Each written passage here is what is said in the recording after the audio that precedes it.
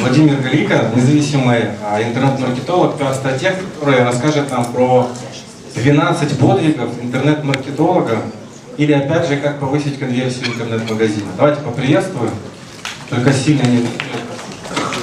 Спасибо. Так, друзья, добрый, не знаю, еще день или вечер. Презентерки. Ага, все, вижу. Все, да, спасибо. Рад вас приветствовать. Действительно сказали всю правду. Меня действительно зовут Владимир Галика. Я занимаюсь несколькими вещами. Я занимаюсь стратегией в агентстве бренд. Раз-два. Занимаюсь стратегией в агентстве Брэдбери, работаю с нашими как большими, так и маленькими, так и средними клиентами. Вот. Помимо этого преподаю в ряде семинарных проектов, образовательных и так дальше. Ну и у меня в принципе есть такая страсть, это e-commerce проекты, которые я веду, некоторые свои собственные, некоторые веду для своих друзей и так дальше. И сегодня я хотел бы с вами поговорить о 12 очень простых вещах. Можно что-то? Ну, потому что он реально прыгает. Ну, смотрите, нас меньше, а у меня вроде как громкий голос. Давайте еще попробуем. Раз-два. Вот, ну вот этот вроде получше микрофон. Значит, смотрите, я сегодня хочу рассказать о 12 простых штуках, которые можно сделать буквально от одного дня до недели, потратив времени. Большую часть из них можно сделать за один день. Но которые никто никогда не делает. Вообще, после конференции это всегда самая большая проблема. Все пришли, вдохновились, сказали: ух ты, как классно вот этот чувак сделал, вот это надо реализовать. И все. Ну, то есть, и не стали делать. Поэтому каждый из подвигов, который может совершить интернет-маркетолог, о которых я сегодня расскажу, я подкрепляю маленьким кейсом, который показывает, что если его реализовать, вы можете получить очень приятный бонус к своим продажам. Итак, начнем. Первое, о чем стоит задуматься и с чего стоит реально начать, это CPA-маркетинг. Кто знает, что такое CPA? Так, хорошо. Значит, смотрите, у нас в интернете есть несколько способов оплаты за рекламу. Есть CPC, оплата за клик, там есть CPM, оплата за 1000 показов. И уже в районе 3-4 лет активно развивается CPA-маркетинг, когда мы платим за действие. То есть подрядчику мы платим непосредственно за заполненную форму, за оставленный у вас на сайте заказ, за нажатую кнопку и так дальше. Ну, у каждого это свое какое-то целевое действие. Есть так называемые CPA-сети, которые вам эти услуги готовы придавать. Продавать, по сути, лиды, то есть контактные данные клиента потенциального, с его номером телефона, там, имейлом, пожеланием, чтобы он хотел купить и так дальше. CPA-систем, которые работают в Украине, их уже больше 20. Столько же примерно интернет-агентств готовы уже с интернет-магазинами работать по этой схеме. Собственно, если вы еще в принципе не занимаетесь CPA-маркетингом, просто вбейте CPA-сеть и работа по схеме CPA, вы найдете множество интересных для вас предложений, свяжитесь с менеджером, они вам выставят какую-то цену за действие и так дальше. Если вы уже работаете, то следует сделать одну штуку. Следует обратиться в несколько CPA-систем. Нельзя работать с одной. Ну, то есть работать можно даже быть довольным результатами, можно получать какие-то интересные результаты, но приведу вот такой вот пример на больших масштабах, чтобы вы понимали масштабность того, как можно улучшить себе жизнь, если работать не с одной CPA-сеткой, а с несколькими. Один из ведущих банков Украины покупал заявки на кредиты. Ну, по сути, тот же email-маркетинг, e-commerce, да, только они не продают, вот заявки им нужны были. Получал он их от всего 3 партнеров, то есть 3 CPA-систем, и доля самого крупного из этих партнеров была 40% в этом потоке. А собственной рекламой они получали где-то еще 25% вот таких вот заявок. Банк год так поработал, им захотелось чего-то нового, и они распределили весь вот этот пакет между несколькими, сначала средними агентствами, потом взяли поменьше, и в итоге они более чем с 20 подрядчиками работали по схеме CPA, то есть оплате за полученную заявку. Какой-то подрядчик в месяц поставлял 100 заявок, какой-то поставлял там 2000, какой-то 5. По итогу цена лида упала у них на 30%. Ну, то есть, если раньше они там платили, например, 30-40 гривен, стали платить 20. Качество лида стало выше на 28%. Что такое качество? Да? Вам пришла заявка от пользователя. Вы ему позвонили, а пользователь говорит, да я не оставлял заявку, это там жена пошутила, там друг оставил. Да, мне уже не надо, да? Ну, это некачественный лид, за который нам бы не хотелось платить, на самом деле, да? Вот, когда шел поток от одного агентства, ну, или там от трех, качество было на 30% ниже, чем когда его разнесли по нескольким. Ну, и увеличился поток почти в 2 раза. Собственно, это CPA. Начать работать по CPA-схеме, вбить в Гугле CPA и связаться с менеджером по продажам. Ну, вот, один день. Второй подвиг. Не контекст, а объективно. То есть, смотрите, когда мы говорим, как продать что-то в интернет-магазине, первое, что нам приходит в голову, это контекст, а кому-то приходит, ну, SEO еще, да? Какие еще инструменты можно использовать? SMM, ну, можно, да. Вот, смотрите, медийная реклама может быть дорогой, хотя там в конце у меня есть кейс про нее, ну, вот, сейчас пока про такую. Смотрите, есть еще, да, реально социальные сети, но не классическая таргетированная реклама, а размещение рекламы в сообществах. Крупные группы, в них миллионы подписчиков, а это трафик, причем живой. Второе, это есть различные тизерные сети, которые продают так называемый, ну, мусорный трафик, условно, да, он очень дешевый, там он продается тысячами кликов, среди этих тысяч, ну, там, тысяча стоит там, 15, там, может 10 гривен, да, в зависимости там, еще от качества. Среди этих 1000 кликов там, 500 могут быть не настоящие. Я думаю, вы все врывались под различные там тизерные сети, когда качали незаконно пиратские фильмы на торрентах, да, ну, там много вылазит всего всегда. Это, по сути, тоже тизерная сеть, но она поддерживает таргетинг. Она поддерживает таргетинг по региону, она поддерживает таргетинг по времени суток, по формату площадок, где этот тизер будет показываться. С этим всем тоже можно работать. Покажу, как это может быть на практике. Продажа аксессуаров для телефонов. 2 кейса по этому направлению. Один, они взяли 4000 гривен и разместили в сообществах ВКонтакте в течение месяца. Сообщества выбирались крупные сообщества, сообщества крупных городов. Киев, там типичный Киев, там типичный Харьков, там типичный еще что-нибудь. Потратили в общей сложности на это 4000 гривен. При этом средняя цена за клик, ну а чтобы вы понимали, там в самом большом из этих сообществ размещение стоит где-то порядка там 500 гривен. Это самое дорогое, там самое большое миллионное сообщество. Остальных оно стоит гораздо меньше. Средняя цена клика за вот это вот все размещение составила 30 копеек. Сегодня с этого получили 150 продаж. Ну, больше 150. Ну, соответственно, можете даже 4000 поделить на 150 и понять, сколько стоила одна продажа. Им это было выгодно. Ну, более чем. Второе, трафик с тизеров и андерклик формата. Тизер, ну, маленькая картиночка, андерклик формат — это вообще самое противное, что может быть в жизни, никогда его не делайте, если только очень нужно. Андерклик — это когда вы заходите на сайт, кликаете, и у вас, вот, вне зависимости от того, куда вы нажали, открывается еще соседнее какое-то окно, и там какой-нибудь противный голос начинает рассказывать вам, как играть онлайн-казино, например. Это андерклик.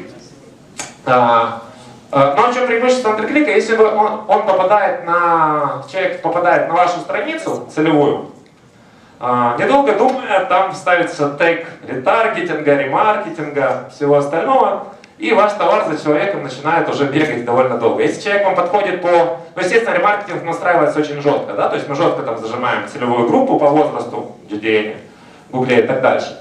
И за вот этими интересными нам людьми ремаркетинг бегает. Конверсия с ремаркетинга в этом данном конкретном случае составила 7%. Ну, другой вопрос, сколько было там кликов вообще SEO. Тоже бюджетная, бюджет на андерклик составил 2000 гривен. Кто хоть раз покупал, понимает, что это десятки тысяч переходов. Вот. Бюджет на ремаркетинг составил 2100 гривен. И, соответственно, с этого они получили 120 продаж. Это можно сделать тоже в 1-2 дня. Делайте, поэкспериментируйте. Будет интересно. Так. Третье. Анализируйте больше. Вот здесь сидит Антон, который докладывал еще до обеда, и он вам по-любому рассказал, как важно анализировать, если кто-то был на его докладе. Так вот, смотрите, помимо прямой конверсии, когда человек зашел на сайт и что-то купил, есть еще ассоциированная конверсия. Кто знает, что это такое? Кто настроил это все на сайте?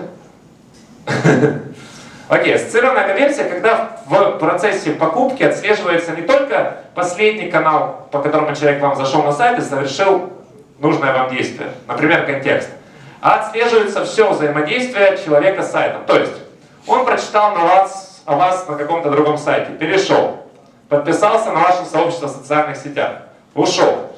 Попала ему в ленте новостей ваша новость какая-то в социальных сетях, перешел на сайт. Почитал, ушел. И потом через день в поиске вбил название товара, который вы продаете, перешел на ваш сайт и купил. С чего в этом случае была конверсия? В Google Analytics вы видите, да, она была с контекста. С чего она была по факту? Со статьи, социальной сети, непонятно. Но если мы будем отслеживать ассоциативные конверсии, мы будем понимать, что все эти три канала участвовали на самом деле в продаже. Один из наших клиентов, магазин электроники, сказал: все, мы становимся жестким e-commerce проектом, обрезаем ненужные затраты, давайте, короче, вообще перестанем вести социальные сети, будем там только отвечать на вопросы и раз в месяц что-то постить. А второе, давайте вообще не будем работать с форумами, с отзывами о нас и так дальше. Не поработали они так месяц, и что такое? Просели продажи. Просели продажи, залазим в ассоциированные конверсии и смотрим. Реально около 20% конверсий на сайте в своей структуре имели не только непосредственно переход с контекста или еще с какого-то не прямо продающего инструмента, а имели еще социальную сетку, форум, где читают отзывы о данном магазине, отзывы там на каком-нибудь хотлайне и так дальше. То есть настройте ассоциированные конверсии, понимаете, какой все-таки путь, какие именно каналы участвуют в продаже. Вы, может быть, очень сильно удивитесь. Начните правильно вести социальные сети. Тут важный момент, потому что большинство e-commerce проекта ведет социальную сетку, ну, с точки зрения исключительно новостной какой-то, да, публикует там новости о том, что появился новый товар, и везде текст одинаковый. Но мы здесь все с вами живые люди. Кто пользуется социальными сетями? Вот, большая часть, да? Кто пользуется более чем одной социальной сетью? Отлично. У кого-то есть друзья, которые точно пользуются. А теперь давайте представим, как мы себя ведем, какую модель, какую... Но в Фейсбуке мы явно социально активны и профессионалы в своей области жизни, да? В Инстаграме мы гурманы, гурманы и любители шопинга все. Foursquare, понятное дело, мы там знаем все лучшие заведения. ВКонтакте мы там свои пацаны, там свои девчонки с района, со школы и так дальше. То, что вы можете перепостить, и то, что вы можете написать в Фейсбуке и ВКонтакте, у большинства пользователей очень сильно отличается. Отличается и стереотип потребления контента. Приведу пример. Продажи спортивного питания. Социальные сети велись одинаково. С них в месяц приходило около 100 лидов. Ну, то есть заявок, там, вопросов о данном виде спортивного питания. Социальные сети это были Facebook, это был ВКонтакте и это был YouTube. Ну, YouTube мы даже сами берем. Facebook, ВКонтакте. Социальные сети начали вестись абсолютно по-разному. Количество лидов в месяц стало 300+. Конкретно выросли лиды через Facebook. То есть, ну, когда подавалась информация одинаково для ВКонтакте, для Фейсбука, для, может быть, чем-то из схожих аудиторий, в Фейсбуке она не воспринималась. Когда ее начали писать по-другому, конкретно, ну, там, более таким сдержанным языком, с большим количеством показательной базы различной и так дальше, пошли заявки оттуда. Настройте обработку лидов. У вас на сайте есть форма заявки, у вас на сайте есть форма обратной связи, телефон, все дела. Если человек вам оставляет форму обратной связи, просит перезвонить. Как быстро вы это делаете? Кто делает до 20 минут? Так, до 30, до часа и больше часа. Ну, да. На самом деле клиент не раздражен первые 20 минут. Это вам любой скажет работник колл-центра, который звонит. Или любой менеджер, который вас набирает. Если клиенту не перезвонили в течение получаса, он уже начинает искать альтернативы. Если не перезвонили через час, он уже, ну если у вас не какой-то уникальный товар, которого больше ни у кого нету, клиент уже мог заказать в другом магазине, и тот ему уже мог и перезвонить. Живой случай, когда плюс, ну, небольшой интернет-магазин, один человек сидел там, принимал заказы и в офисе, в офлайне, и перезванивал сразу по телефону. Плюс один человек на обработку заказов дал качество лидов, улучшил на 40%. Ну, то есть из тех полученных лидов, которые уже пришли, на 40% больше стало конвертироваться покупку. Потому что, опять, вот то, например, о чем говорил Станислав, это была доставка еды, например, и люди в обед спешат, а им быстро не перезванивают, они хотят кушать. Ну, какая их реакция? Ну, хрен с ним, еды много, пойду еще где-то закажу. Контент поможет продавать. Займитесь контент-маркетингом, вы продаете, когда у клиента есть потребность, создайте ее. То есть, смотри, когда клиент у вас покупает через контекст, когда ему реально надо, вот когда вы приспичили, он, блин, хочу вот эту штуку, ну или не хочу, но надо, да, если вы лекарства продаете, то не хочу, но надо, если игры, то просто хочу. Если он уже когда-то у вас покупал, если он просто пока читает по теме и читает какую-то статью, в которой вы описываете свою продукцию, показываете, рассказываете о ней, даете какие-то кейсы ее использования, и вы это делаете регулярно, вы у клиента разжигаете желание купить. То есть у вас не просто витрина, у вас еще задушевный разговор о преимуществах. Ну, когда вы говорите, ребята, вот такая новая игра пришла, сами играли, там полдня, вот правила, вот мы сняли там горчик, да, и так дальше. Приведу кейс. Магазин спортивного туристического инвентаря. За 3 месяца активного написания статей и обзоров о продукции, подкрепленного email рассылкой, ну, то есть они шлали, вот у нас новая статья там, о такой-то штуке. Конкретно там о трекинговых палках, это первое, что они сделали. То есть люди вообще не понимают, многие там, ну, типа, что с ними делать, там, даже те, кто ходит в походы. Начали это писать, начали это показывать, пошли продажи этого продукта. Рост продаж составил 11%, при этом рекламный бюджет они даже немного уменьшили за 3 месяца. Ну, в глобальном плане это очень много. 7. Видеомаркетинг. Ну, я уже буду не первым, кто об этом говорил сегодня, я об этом очень быстро проскочу, я думаю, вам объяснили, почему это так важно. В любом случае, смотрите, видеореклама в Юанете растет. А растет она не просто так, растет она потому, что она эффективна. В 2012 году доля видеорекламы была 3%, в 2013 уже 17%. Сколько будет в 2014, я боюсь предсказывать. Именно видеоформатов. Ну, то есть причина. Самое большое вовлечение среди всех форматов получает именно видеоформат. То есть пользователь лучше всего потом вспоминает, что он видел эту рекламу. Лучше всего ее смотрит и так дальше. Самый большой вирусный потенциал. То есть кто видел видео хомяк тролля ДПСника? Все видели, ну многие видели, да? Если не видели, вбейте сейчас в YouTube, очень старый уже ролик, сделанный агентством Сметана по продвижению вирусных роликов. Там просто хомяк повторяет фразу за ДПСником, да? Хомяки закончились на 3-й день. Там ссылочка была, что купить, ну где купить этого хомяка внизу, да? Они закончились тогда у тех чуваков, которые заказали ролик на 3-й день, они их бегали, скупали у конкурентов, там, ну просто там началась истерия. У ролика 12 миллионов просмотров. То есть, ну, понятное дело, что ваш ролик, может, и не наберет 12 миллионов просмотров, наберет 5000, ну, продадите чуть-чуть хомяков или чего-нибудь своего. Ну и возможность передать максимум информации, да, то есть видеоформат наиболее передающий. Кейс, все тоже спортивное питание. Берем 6 роликов известного спортсмена на английском языке. Ну, где он показывает, как заниматься, там, втыкать жилет. Для бодибилдеров. Переводим, слов немного, там, слава богу.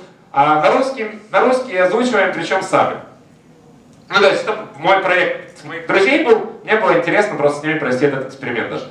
Мы там, подсидел дома, погнал, быстро перевели эти ролики, начитали на микрофон текст, просто чтобы был какой-то контент. Заливаем на YouTube, добавляем в описание ссылку на интернет-магазин, раздел с продукцией именно данного спортсмена. Это, ну, если кого-то скажет Дориан Яц, есть такой спортсмен, это были его ролики, и выходила линейка именного продукта, там, ну, спортивное питание от Дориана Яца. Чуть-чуть SEO. То есть, смотрите, YouTube поддержан SEO-продвижение точно так же, как практически любой сайт. Туда вписываем ключевые слова, даем на него ссылочки, это тема отдельного занятия, но в сети уже очень много информации, как оптимизировать ролик в YouTube. Чуть-чуть SEO, ролик начал вируситься, то есть показываться в рекомендованных. Я думаю, вы все смотрели на YouTube какой-то ролик, и в конце там выступает такая мозаика рекомендованных видео, да? Вот на это тоже очень сильно влияет его продвижение. Соответственно, из этих вирусных роликов люди начали смотреть и переходить на сайт. Мы получили более 100 тысяч просмотров в течение очень короткого времени, до 3 недель. Потом было более 10 тысяч переходов, но на самом деле я думаю, что тут еще штука в том, что просмотров было больше, но YouTube не тег просмотры из ВКонтакте, а переходы потом уже по ролику, ну, по ссылочке тегались все равно. И несколько сотен продаж по итогу было с того лендинга, на который вели данное видео. Больше на него не вело никакого трафика. То есть там было 200 с чем-то продаж той или иной степени этого спортивного питания. Ну, показательно, что бюджет составил 5 чашек кофе. Столько мы успели выпить, пока делали эти ролики. 6, 8. Лидеры мнений. Они вам помогут продавать. То есть, бытует мнение, что давайте-ка разместимся какого-нибудь популярного блогера, какого-нибудь журналиста. Все говорят, да, это типа большим брендом нужно, или там это не работает, или это плохо работает, слабо работает. Это работает. То есть, если вы правильно выбираете блогера, правильно смотрите его, если он вам дает хорошие показатели своего блога, там, смотрите, что у него подписчики живые люди, что у него на сайт люди заходят. Это работает. Приведу пример. Магазин кожаных изделий, это сумки, перчатки, вот такое, дорогие, итальянские, недешевые. Девушка, фэшн-блогер. Статья стоила до 2000 гривен, и это поразительно, но вы узнаете, что многие популярные блогеры стоят именно вот таких денег, там 1000-2000 гривен. С этой статьи было 4 продажи и несколько сотен переходов на сайт. С учетом средней цены, среднего чека в том магазине в несколько тысяч гривен, там 3-4 тысячи гривен, женская сумка, был очень эффективный кейс. Ассоциированных конверсий было еще около 10.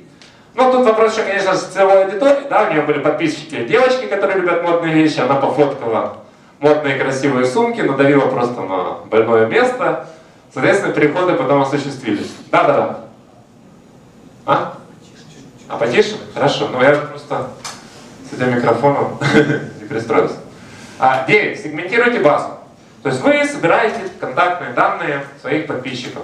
Вы их собираете по имейлам, вы их собираете по телефонам и так дальше. Ваши клиенты — это ваши главные сокровища. Если вы их будете правильно еще по правильным коробочкам хранить, вы можете сверхэффективно с ними работать. То есть почему мы сегментируем базу? Потому что они вас уже купили. Можно по дню рождения. Можно, если получится еще каким-то образом собрать дни рождения близких, это вообще мега круто. По номеру телефона, по имейлу, по полу, по географии, где человек живет. Для чего это можно делать? Потом можно делать персонализированную рассылку писем. Это понятно, то есть это просто. Я приведу пример эффективности, как и почему. Один инфобизнес. Неважно какой, просто инфобизнес, база 10 тысяч подписчиков, и они информировали о выходах своих продуктов рассылкой, причем всем слали с одинаковым текстом.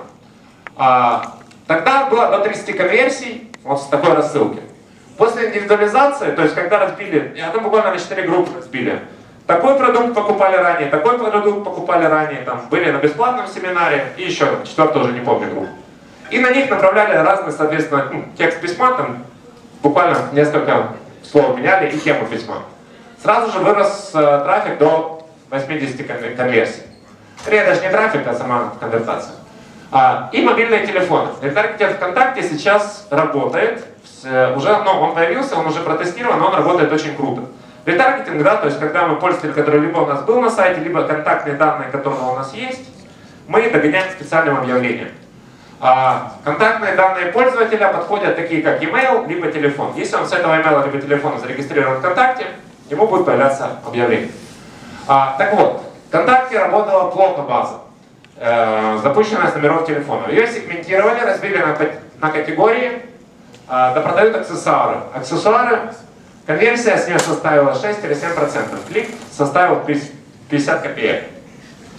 Кликов, чтобы вы понимали, в неделю доходит до 800. 10. Сделайте много лендингов. Все вы знаете, что под каждый товар нужен отдельный лендинг. Желательно, в идеале. Но делают это очень малое количество людей. Большая часть ведет либо на главную страницу сайта, либо в лучшем случае на раздел, где продается тот или иной товар. Иногда по-моему, именно конкретно либо на карточку товара, если она у вас хорошо оформлена, либо на специально сделанный лендинг. Кейс очень показательный, один из моих любимых и один из лучших результатов, которые когда-либо вообще удалось добиться. Атрибутика для футбольных болельщиков, то есть шарфики, шапочки, футболки, брюки, все, что связано с любимыми клубами. Таргетированная реклама по специальным группам работает слабо, то есть по группам футбол, фанаты, просто группам фанатов тех или иных клубов ВКонтакте работает очень слабо. Сделали отдельное объявление для болельщиков каждого из клубов. Отдельно Манчестер, отдельно Динамо, отдельно Шахтер, там, Днепр. Для каждого из клубов. И сделали отдельный лендинг, соответственно, под каждое объявление. Что произошло в итоге? В день 400 кликов, цена клика 25 копеек, конверсия 5%. Выбралась эта аудитория где-то там через 3-4 месяца. Ну, она просто закончилась, цена, там, конверсия упала. И упало количество кликов немного. Но 3-4 месяца вот продолжалась такая вот каналия. Они там завозили просто шарфики пачками. 11. Делайте специальные проекты. Если у вас проект становится большим, ваш магазин становится большим, для вас могут быть эффективны и большие медийные проекты. Я покажу на примере магазина Intertop. Ну, да, это большой клиент, но он тоже с чего-то начинал. Так вот, я вам покажу маленькую компанию, которая для них проводилась, всего один сайт и всего один товар. Реклама новой коллекции обуви с технологией Gore-Tex. Ну, это не суть важно, вообще технология отталкивающая, там, влагу и все остальное. Я хотел бы предложить имиджа размещения плюс пиар, но мы решили, что если у клиента есть еще интернет-магазин, а он есть, то почему бы еще и не продать? В креативных материалах нужно использовать изображение с каждой из 16 рекламируемых пар, то есть, да, была линейка в 16 пар. Стандартная баннерная реклама хорошо работает на имидж и узнаваемость, но не работает на продажу. То есть обычных баннеров, ну, можно было потратить много клиентских денег, получить знание бренда. Кто знает, что такое Intertop? Нужно им знание бренда? Не очень, их уже продавать. Период размещения декабрь, как правило, мало, как правило, немного конкуренции в это время. Вот. В связи с чем мы пошли к такой площадке, как Gizmeteo. Договорились с ними о специальных условиях. В чем они заключались? Это брендирование портала, это синхронизация показа актуальной модели обуви с текущей температурой. Кто помнит, декабрь этого года, он был непонятный. Он был теплый, холодный, мокрый, абсолютно разный в плане погоды. Он был еще к тому же и такой довольно затяжной, вот этот период непостоянности. Дальше мы договорились про синхронную анимацию брендированного блока с обуви и брендирование верхней плашки. Ну плюс, естественно, на этом сайте был размещен пиар-материал. Выглядело это примерно вот так. То есть погода, ну, здесь, к сожалению, проект плохо показывает почему. В общем, под каждый вид погоды, в зависимости от температуры, там, влажности, осадков, показывался отдельный вид обуви. Он сопровождался дублированием баннера вверху, вот здесь. И плюс к этому на сайте была в топе размещена статья об этой замечательной технологии, как адаптироваться к похолоданию. Там по статье отдельные моменты, с нее там с реферального трафика там было очень такое интересное количество продаж. В чем преимущество было? В том, что элементы брендинга выглядели адаптированные под дизайн сайта, то есть пользователь не воспринимал, ну, как полностью, прям как рекламу, да? Клик происходил, потом уже пользователь понимал, что это что-то рекламируется, а так ему казалось, что просто, да, вот советуют обувь какую-то одеть. Это причем реальный опрос, ну, то есть людей, которые кликали. Пиар-материал верхняя брендированная плашка позволит донести еще информацию дополнительно. Что произошло в итоге? Какие были показатели? Ну, компания большая в плане бюджетов была, но при этом, разговаривая с площадкой, я, например, потом еще там 2-3 схожие компании запускал на совсем маленькие бюджеты. Так вот, ну показов было целых 3-4 миллиона, это круто, но это понятно, потому что было брендирование в статике, и Intertop себе это может позволить. Охват был 3 миллиона пользователей, кликов было 62 тысячи. Но самые интересные показатели это не вот эти, ну потому что они добиваются за счет бюджета. Больше платите, больше охват, меньше платите, меньше охват. Самые интересные показатели вот это. Время на сайте пользователь проводил около 3 минут, что для интернет-магазина типа Intertop очень много, на самом деле. Глубина составила 6 страниц. Отказы составили 45%, что для баннера, ну, который вот интегрирован в сайт, тоже крайне низко. Новые посещения были 67%, и дальше самый большой прикол. Сразу транзакция 31. Ну, как-то потратили много денег, 31 транзакция, а потом в течение месяца 700 плюс. То есть при правильно настроенном ретаргетинге и ремаркетинге догналось еще более 700 пользователей. Клиент, помимо, ну, естественно, да, у клиента еще была цель и получить продажи в офлайновых магазинах. Там у них тоже вроде было бы все вперед хорошо.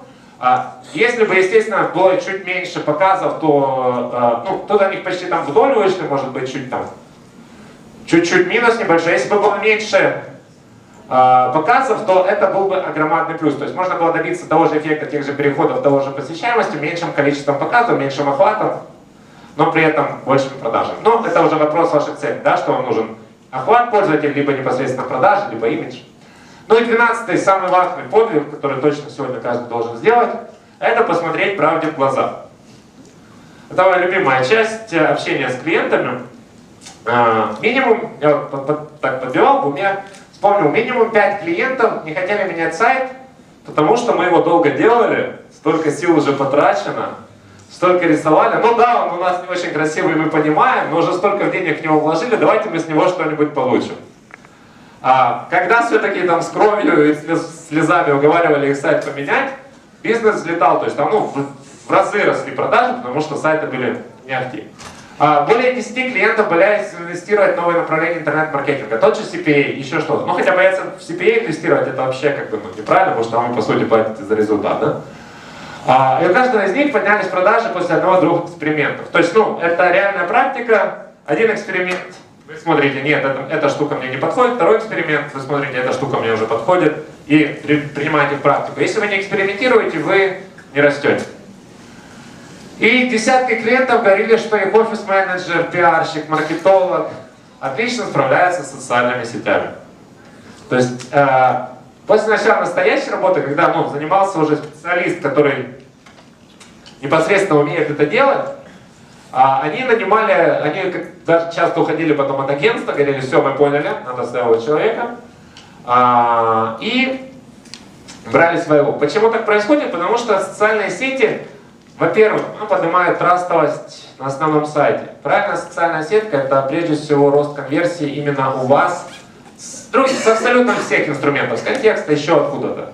Представьте ситуацию, что вы заходите на два абсолютно одинаковых сайта, с одинаковыми ценами, с одинаковым товаром. У одного есть социальная сеть, у другого нету. Где вы купите? Скорее всего, там, где есть социальная сеть. У одного красиво ведутся, на все вопросы отвечают, там регулярно постится, у другого заброшенная какая-то группа, в которой 3 месяца не постили. Вы, скорее всего, там, где заброшенная группа, даже не оставите заявку, потому что непонятно, это живые, не живые. То есть правильная работа с ними, правильное размещение в других группах, там, правильно иногда спам, это тоже работает, но не буду об этом рассказывать. В социальных сетях дает значительный рост. Соответственно, офис-менеджер, помощник маркетолога, пиарщик, которого еще куча других работ в социальной сети по приоритетам где-то очень далеко, заниматься этим не может. У каждого должна быть своя зона ответственности. Ну и самое последнее, конечно, до аудита текущее положение дел, все считают, что улучшить в их бизнесе можно лишь пару моментов. Потом, когда кто-то беспристрастный, какое-то агентство, какой-то специалист, который не вкладывал в бизнес душу, такая бездумная машина маркетинга, садится анализировать сайт, садится анализировать компанию AdWords, садится анализировать социальные сети, оказывается, что в бизнесе можно улучшить гораздо больше, чем одну-две вещи.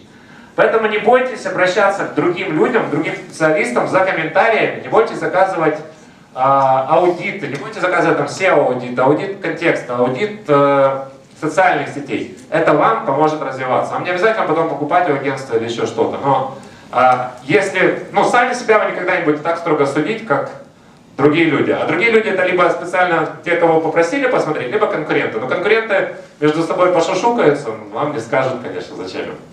Вот. Друзья, на этом мои маленькие 12 подвигов, которые я вам советую совершить, и совершить их можно буквально за 12 дней, за 12 недель точно, закончились. Ваши вопросы, если есть. Спасибо.